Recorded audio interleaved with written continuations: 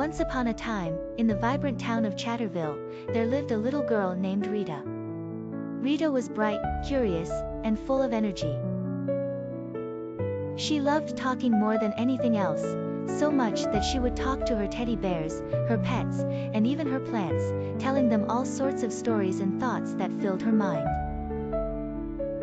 One sunny morning, Miss Hazel, the kind-hearted teacher of Chatterville School, announced to the class, "Today, we have a special guest visiting us, Grandpa Felix, the wisest man in town, who will share stories of his adventures from the past."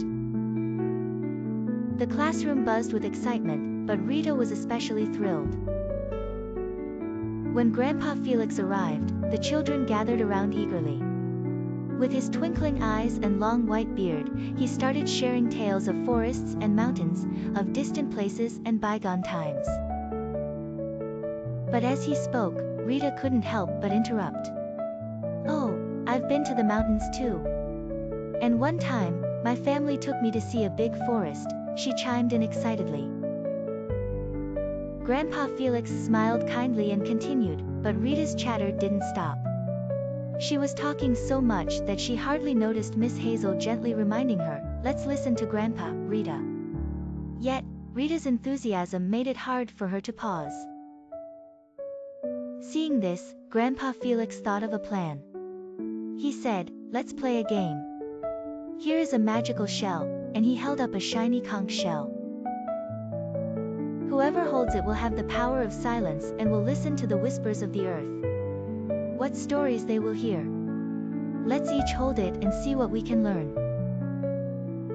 Curious, the children agreed, and soon it was Rita's turn. As she held the shell, a wave of calm washed over her. She heard the whispers of the wind, each rustling leaf telling tales of travels, the gentle hum of the bees spinning stories of every flower they visited, and the soft murmur of the river sharing secrets of the stones beneath. Suddenly, a new world unfolded around her, one filled with endless stories she had never heard before because she was always talking. For the first time, Rita was still, truly listening. In the silence, her heart grew warm, and she realized how much wisdom the world contained. When she finally passed the shell back to Grandpa Felix, she smiled and said, "I understand now. When I'm quiet, I can hear so many wonderful things." Grandpa Felix nodded. "Listening teaches us more than words can say, dear Rita. Every creature, every breeze, every raindrop has a story if only we choose to listen." From that day forward, Rita made a special effort to listen more and talk less.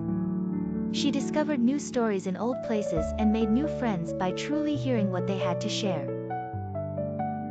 Chatterville was still a town filled with voices, but Rita learned that sometimes the sweetest stories come not from speaking, but from listening.